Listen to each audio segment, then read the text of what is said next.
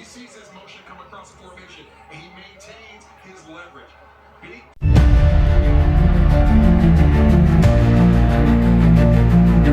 There's no way James Houston doesn't make this roster. That's what I wanted to introduce this project here with. The amount of respect that I have for this man, with the work ethic and the attention to detail that I saw with my own two eyes after just day one of full padded practice in Oxnard, California, whenever I was there on site. But then ever since then, it just seems like he, Trayshawn Holden, Zion, to an extent, like, those guys have won, have improved their stock, have consistently showed up, and made a case for themselves to have a spot, for the team to not be able to choose to ignore them. Okay, James Houston specifically. This is a guy that's already been productive. Okay, think about what his career arc has been. Rather unique trajectory.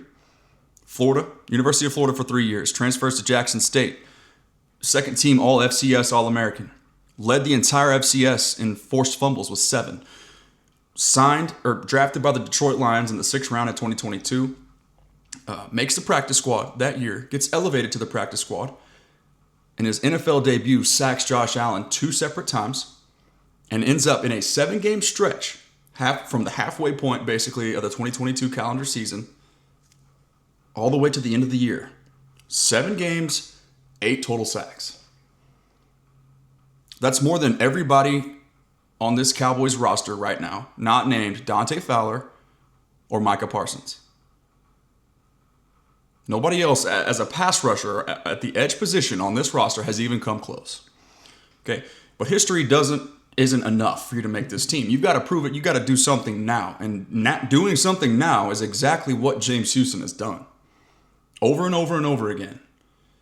Okay? I'm going to do a full 53-man roster projection with a lot more detailed analysis and breakdown. So this is just sort of the precursor, the prelude, if you will, to that project. So make sure that you're subscribed so that you don't miss that. I've got a couple interesting thoughts that I think are different than a lot of what people are saying or suggesting.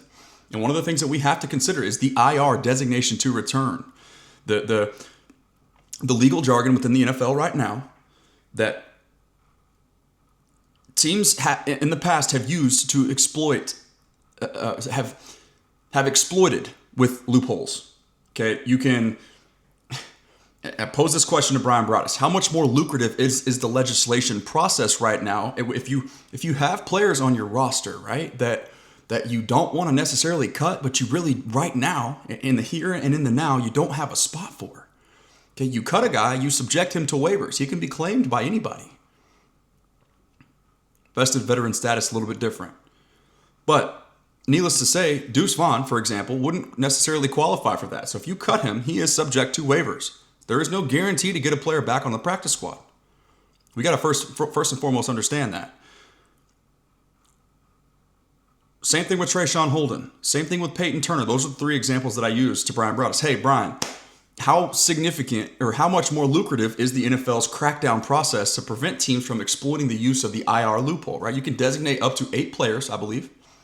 Reached out to my guy, your guy, Nix, on this topic. Just wanted to make sure that nothing hasn't changed since my understanding of it and the new rules, or if there wasn't some sort of crackdown. Okay, I'm just trying to do my due diligence and make sure that I'm reporting to you guys factual information. But from what I understand it, the way that it historically has worked, teams could designate to, I know the designation to return from the IR. So you could, let's just say, designate 8 guys to return, right? Deuce, your ankle a little sore there, bro? Peyton Turner, how's that knee feeling? You good? You sure? Are you sure you're okay? Let's go get some treatment. Go take a nap. Let's sit on it for a little bit. We'll talk to you some point down the line. Trayshawn Holden, your ribs okay? You sure? No, I'm fine, coach. What you mean? No, your ribs okay. You got a little bruising right there, right? No, coach, I'm good. No, your ribs, they don't feel good. They hurt. IR. NFL can say, hey, we're going to review this. Let's see. Let's send one of our team physician or our league doctors down there. We're going to go just evaluate the situation here. Okay, how much more lucrative is that? I don't know. That's what we're all going to unpack. But the point of this project here, okay, you guys are here for, in my opinion,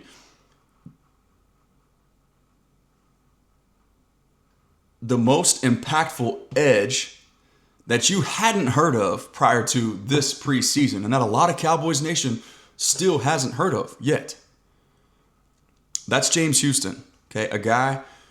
These clips that you're about to see here, one-on-one time, up close and personal with James, who is super respectful, super open-minded to what I had to say, right? He could have easily just tuned me out, but he didn't, because that's how focused and committed he is to his craft. That's how much this means to him. That's how much he deserves this spot on this roster. Okay, I would have told you before the season began that Peyton Turner was a lock because of his body type and his skill set. He's unique to most of the rest of the edge room, not named Marshawn Kneeland, with his ability, his resume as a run stopper. Super long. Former first round picks. You got the first round pedigree. Untapped ceiling relative to what his physical set of tools provide him. But the pass rush is still clearly a long way away, and it's probably never going to be there to what, many people may have dreamed of with the Saints in particular when drafting him. The Cowboys in particular when trading to acquire him. But I think, Matty Eberflus and company, Aaron White-Cotton, probably had a little bit something different in mind with Peyton Turner. He's more of that physical, edge-setting, run-stopping body type, which is exactly what the Cowboys have never, in recent history, the last half decade, have not lacked in the pass rush department. That's why Marshawn Kneeland was a roster lock, in my opinion. That's why I said, okay, Peyton Turner, I see the vision for what this staff sees in you. I see it. I see your route to this roster. You ain't going to affect the passer very often, but you got to earn the right to do that. Okay, so the Cowboys need as many bodies as they possibly can with a refusal to be bullied in the running game, a relentless, maniacal effort, like Marshawn Kneeland, or who's another one that we've talked about recently. There's a couple. Zion Childress, classic example. That relentless, maniacal effort in the run game. IQ, instincts, all those things matter. If you can bring some pass rush to the table, even better, bonus, sweetener, that's what James Houston is. He's all that. He's technical, as you can see, with this pass rush. Attention to detail. Clearly highly effective. Fresh off the practice squad, 8 sacks in a 7-game sample? You kidding me? NFL debut. The soon-to-be league MVP, Josh Allen, go ahead and tackle him twice for a sack. Lead the country in FCS in forced fumbles. Clearly a nose for the football. And then as clearly indicative as well in this preseason, the 3-game sample, clearly very effective in the run game too. Discipline.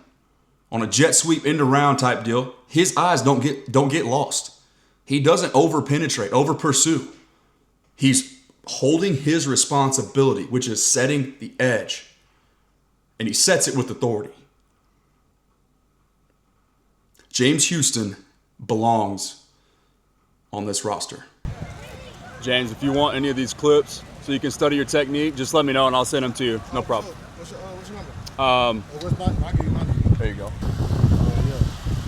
I know how important that is, man. I was a baseball player. I'm doing sports media now, but I was a visual learner, bro. I had to see it to know what I was doing wrong. Okay, go ahead.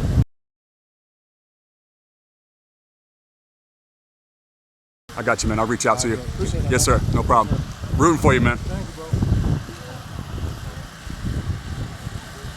You said got you.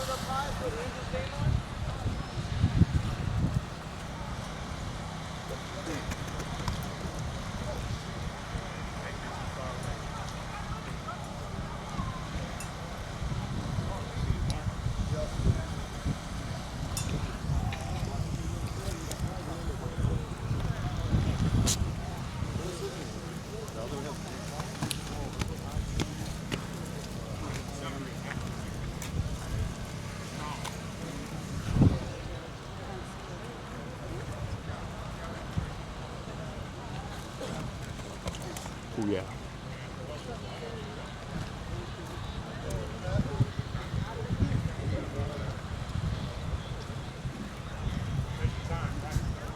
Yeah.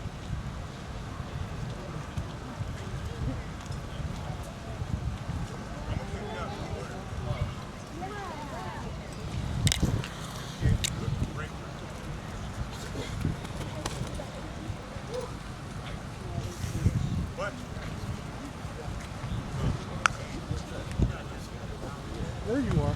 There he is. I was waiting for you, man. How you I was doing? in the middle of 50 on the. I've been moving around a lot more today. Gotcha. I wasn't able to, as you I kicked know. with all the pros last night. Yeah. Oh, you did you? At the rudder room, me, Broadus, Kyle Yeomans, all like the your videos, 153. Dude, what's up, man? How you doing? Good. I'm Lando. Yes, sir. I like your videos, bro. Thank you so I much. watch them all the time. What's your name? Nolan. Nolan. Yes, sir. Dude, thank you for coming and saying what's up, man. Have a great day. I got Demo's signature. There you go. Good stuff, man. Hey, right here. Good deal, man. Hey. So you out here tomorrow, huh? Yeah, my flight's not till late tomorrow afternoon, so Yeah, no practice tomorrow. yeah, I gotta figure out something to do. What's up? I seen you on TikTok. Yeah, what's up, man? What's your name? I'm Alex. Nice to meet you, brother. Hey, nice I to meet appreciate you, you too. saying what's up. Great to meet you. Nice to meet you. Thanks for the support, dude. You're welcome.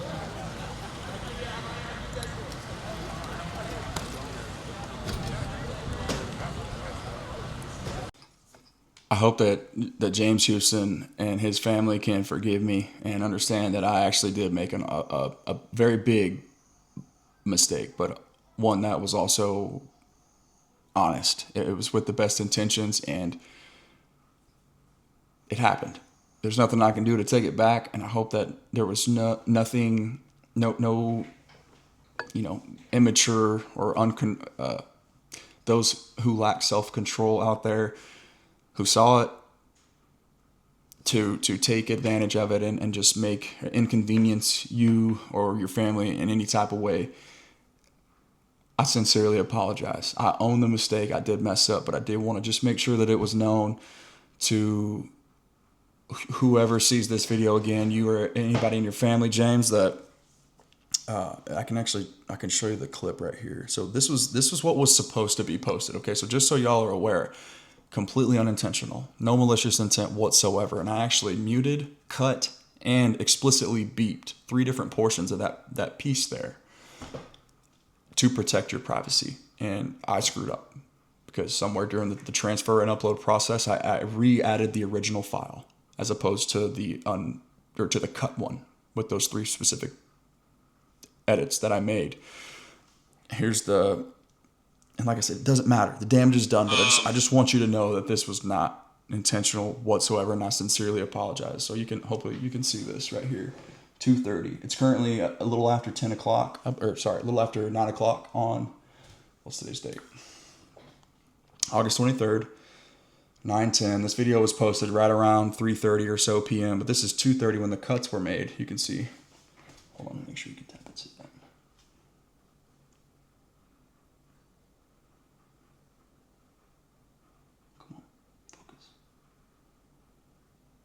So anyway, hopefully you can see that this is when this video was made here, and here's the edited version that I was referring to. There you go.